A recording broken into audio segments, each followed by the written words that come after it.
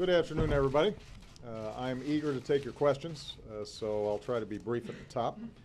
This morning I had a chance to speak with Speaker Boehner, and I told him what I've been saying publicly, that I am happy to talk with him and other Republicans about anything. Not just issues I think are important, but also issues that they think are important. But I also told him that having such a conversation, talks, negotiations, shouldn't require hanging the threats of a government shutdown or economic chaos over the heads of the American people. Think about it this way. The American people do not get to demand a ransom for doing their jobs.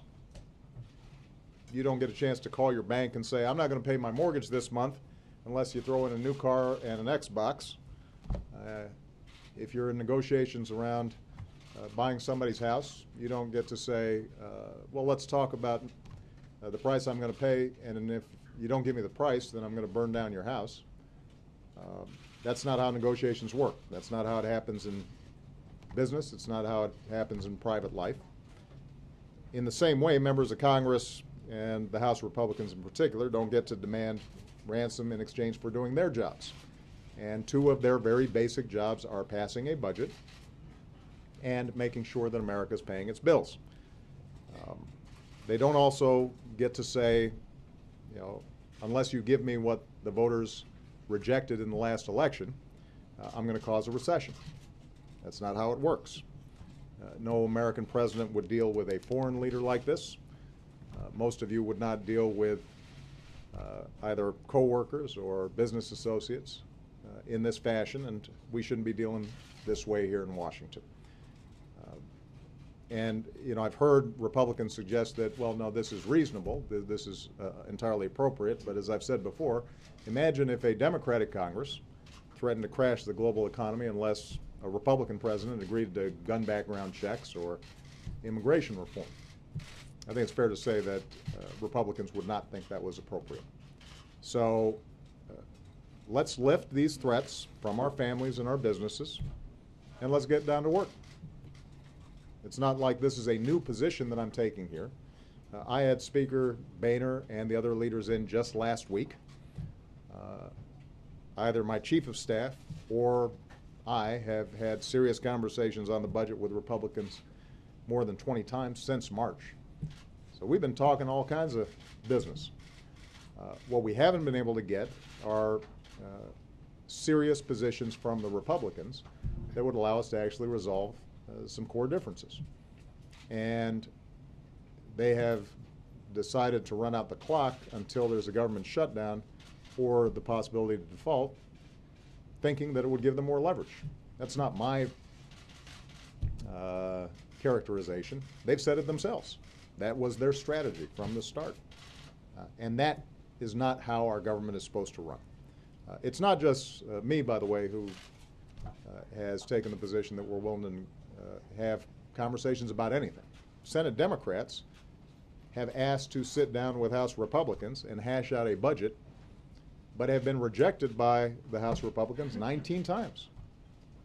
At the beginning of this year, Speaker Boehner said, what we want is regular order and a serious budget process.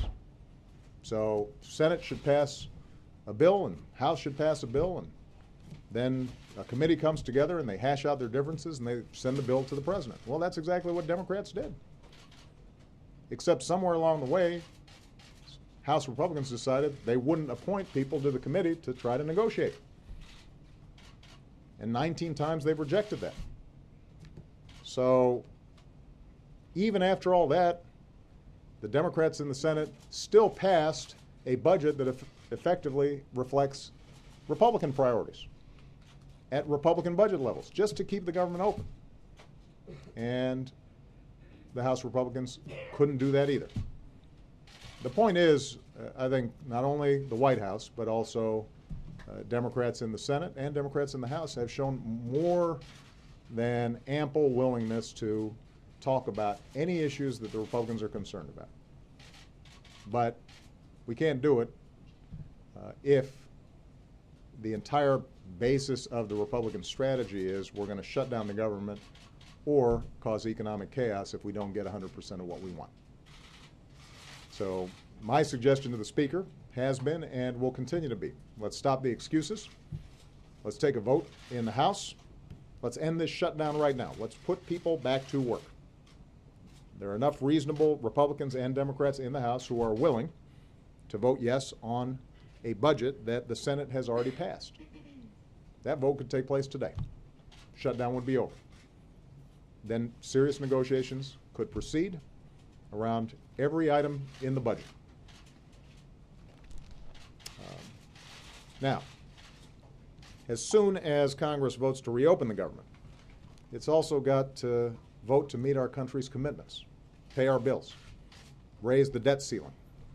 Because as reckless as a government shutdown is, the economic shutdown caused by America defaulting would be dramatically worse. And I want to talk about this for a minute because even though people can see and feel the effects of a government shutdown, they're already experiencing it right now. There are still some people out there who don't believe that default is a real thing. And we've been hearing that from some Republicans in Congress, that default would not be a big deal.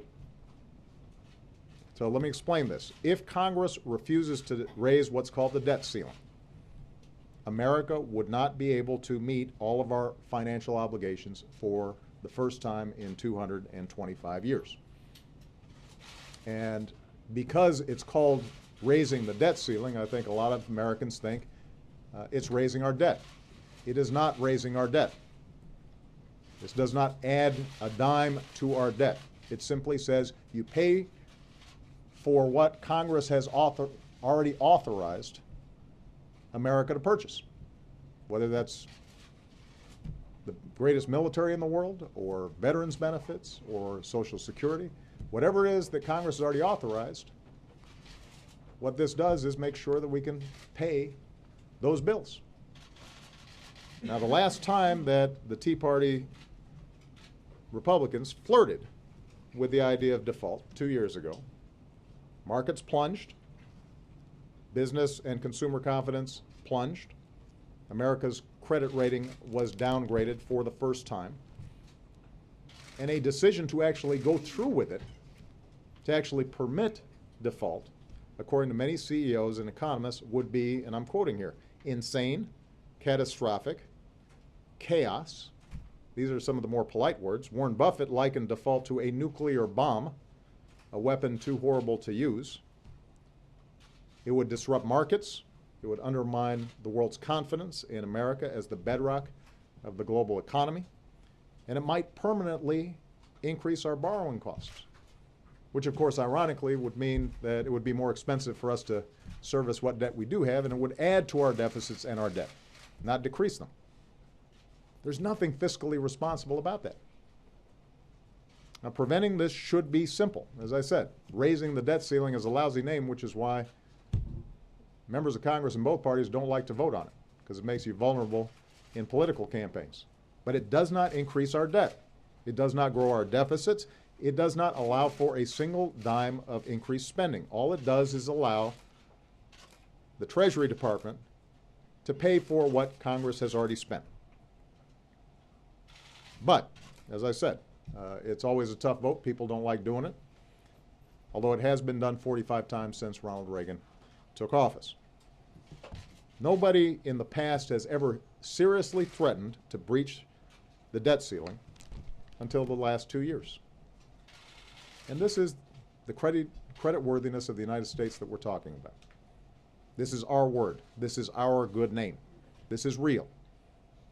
In a government shutdown, millions of Americans face inconvenience or outright hardship. In an economic shutdown, every American could see their 401ks and home values fall, borrowing costs for mortgages and student loans rise, and there would be a significant risk of a very deep recession at a time when we're still climbing our way out of the worst recession in our lifetimes. You know, the American people have already fought too hard and too long to come back from one crisis, only to see a handful of more extreme Republicans in the House of Representatives precipitate another one. Now, the good news is over the past 3.5 years, our businesses have created 7.5 million new jobs. Our housing market's healing. We've cut the deficit in half since I took office. The deficit is coming down faster than any time in the last 50 years. America is poised to become the #1 energy producer in the world this year. This year, for the first time in a very long time, we're producing more oil than we're importing.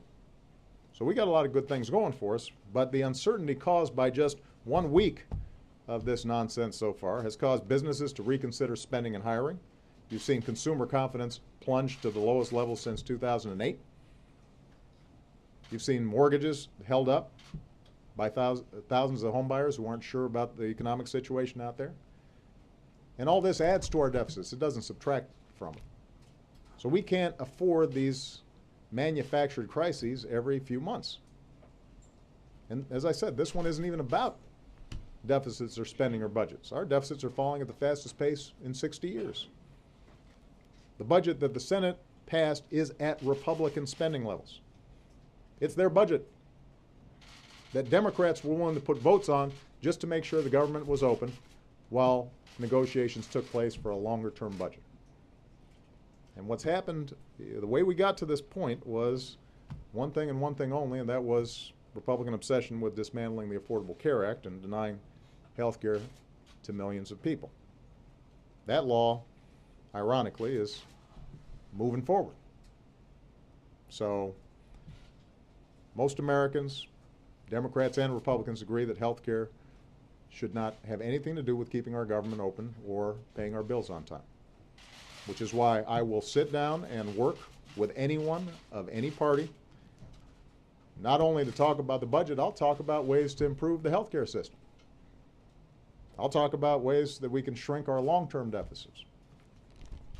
I'll also want to talk about how we're going to help the middle class and strengthen early childhood education and improve our infrastructure and research and development. There are a whole bunch of things I want to talk about in terms of how we're going to make sure that everybody's getting a fair shake in this society and that our economy is growing in a broad-based way and building our middle class. And by the way, if anybody doubts my sincerity about that, I've put forward proposals in my budget to reform entitlement programs for the long haul and reform our tax code in a way that would close loopholes for the wealthiest and lower rates for corporations and help us invest in new jobs and reduce our deficits. And some of these were originally Republican proposals, because I don't believe any party has a monopoly on good ideas. So I've shown myself willing to go more than halfway in these conversations. And if reasonable Republicans want to talk about these things again, I'm ready to head up to the Hill and try. I'll even spring for dinner again. But I'm not going to do it until the more extreme parts of the Republican Party stop forcing John Boehner to issue threats about our economy. We can't make extortion routine as part of our democracy. Democracy doesn't function this way. And this is not just for me, it's also for my successors in office, whatever party they're from. They shouldn't have to pay a ransom either for Congress doing its basic job. We've got to put a stop to it. Last point I'll make.